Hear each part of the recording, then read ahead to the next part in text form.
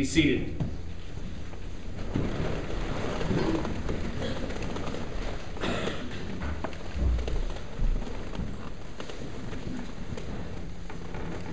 I was really fortunate a lot of years ago to have an incredible mentor that modeled priesthood to me in a very powerful sort of a way. This guy is the total package, as it were.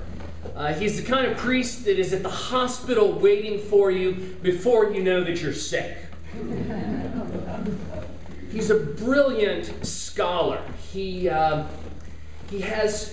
like an encyclopedia of knowledge that he just seems to have sort of instant access to. I remember chatting with him in his office one day, and I was pining away about some particular issue, and he said, well, Irenaeus in the 2nd century said, boom, boom, boom, just like it was right there in front of him in a book. He was very patient, and he took so much time. He seemed to revel in my development as a priest. He would always make time to pull me into his office and chat and help me work through things I was wrestling with and things I was thinking about. I've been eternally grateful to God for placing this priest in my life at the right moment for me to experience the wealth of what he has to offer. I remember watching him in the midst of a building campaign where this particular parish had a church building about the size of St. Columba's, but that was really too small for our current needs. And he led a project to research what to do. We decided as a parish to turn the existing church into a chapel and to build a new church that was 2.5 times the size of the old. It was really marvelous to watch him work, and there was lots of anxiety in the system, because anytime you do anything new or build or look to the future, people get nervous. But this priest had that ability to sort of stay focused on the goal and stay engaged with people, even people behaving badly, and keep moving. I remember watching him in just very tense meetings and tense gatherings, and he was so centered and so serene and just managed to keep things moving ahead. I will always be in awe of this particular priest. But I always watched him looking for some sort of trick, because I assumed he had some sort of technique. So I was constantly trying to get him to divulge the secret.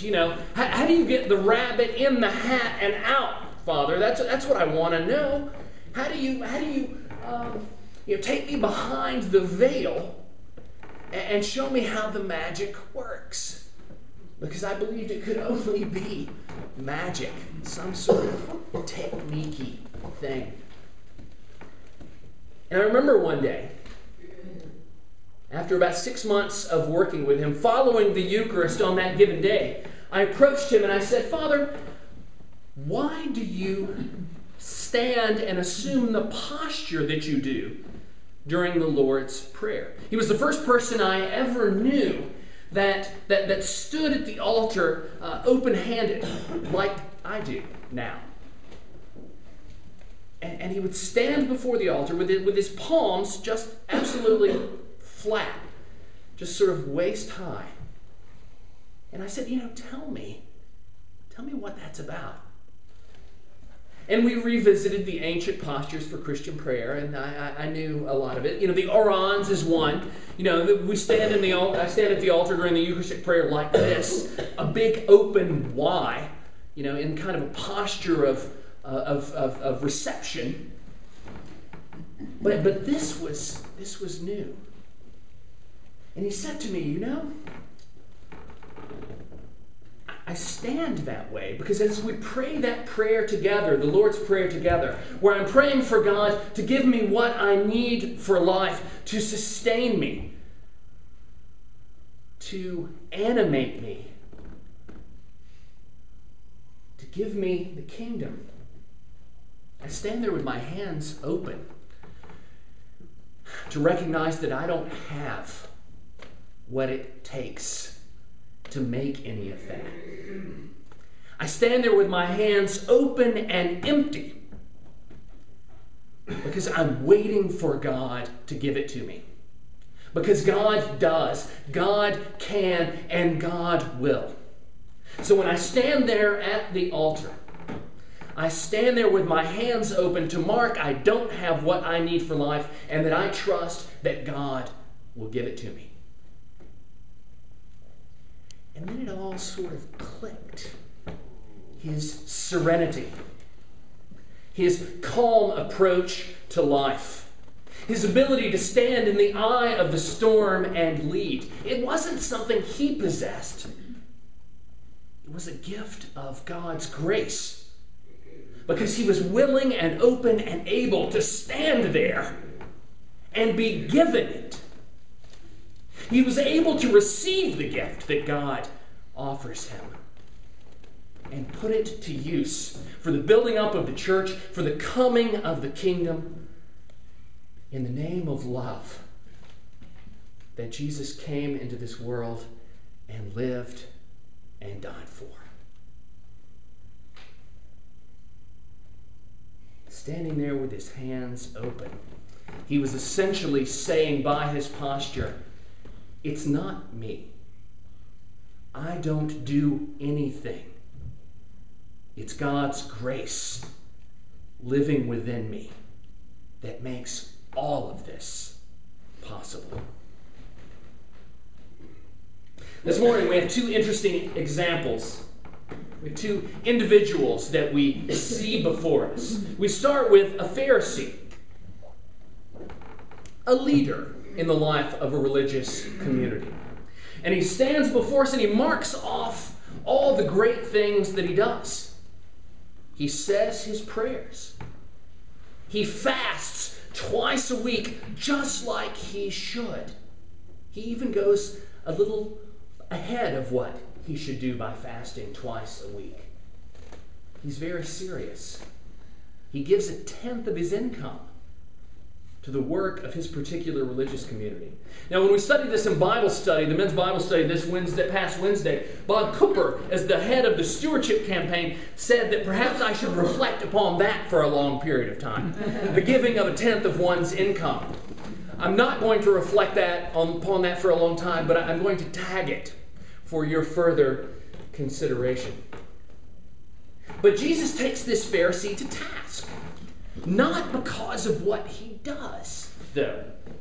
Not because of his religious behavior or his religious devotion. Because Jesus approves of him fasting twice a week. Jesus approves of him making a sacrificial gift in the name of his religious community.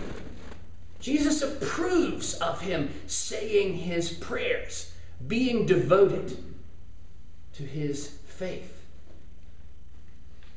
But where he and Jesus part company is that the Pharisee standing there in the temple thinks it's all about him.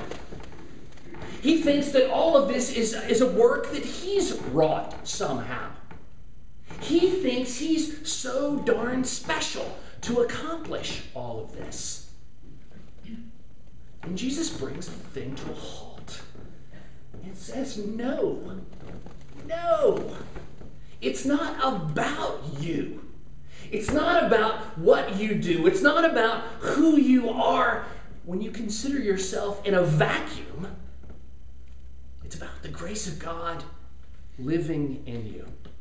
And he points to the tax collector, the sinner among sinners, the traitor among traitors, who won't even look at the altar in the temple because he knows he's so far removed from being in a state of grace to do so. He beats his breast recognizing how broken he is. And he prays that simple, simple prayer. God, have mercy on me, because I am a sinner.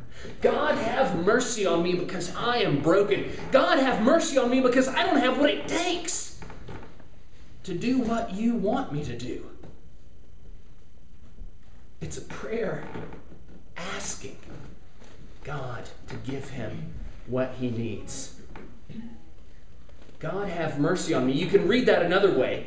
You can read it as, God, pardon me. So you can read this prayer of the tax collector as a prayer where he's asking God to do something. He's asking God to give him what he needs to be in right relationship with God and with his neighbors. He knows it's not about him, and he doesn't have what it takes, but he knows where he can get what it takes.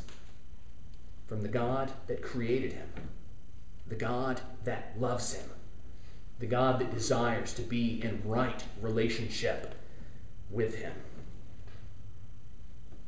He knows he's not the source, but he knows where the source can be found. Friends, this is the simplest sermon ever. I mean, this point is so fundamental and foundational to the Christian faith. I mean, this is where the rubber hits the road. So I just want to leave you with the idea of considering life anew. Approaching life with open hands and open hearts. Recognizing that you don't have what it takes to save yourself. None of us do. But recognizing that God will fill our open hands. That God will give us the grace we desire. That God will give us the good things that we need. We only need open. We only need to embrace our poverty, to accept our limitations, to embrace the abundance that God offers us in this life. Open your hearts. Open your heads. Open your hands to receive the reality that God offers us that is so much more real, so much more powerful, so much more abundant than what we have, what we can take, or what we can make. Open yourselves to God's grace and mercy.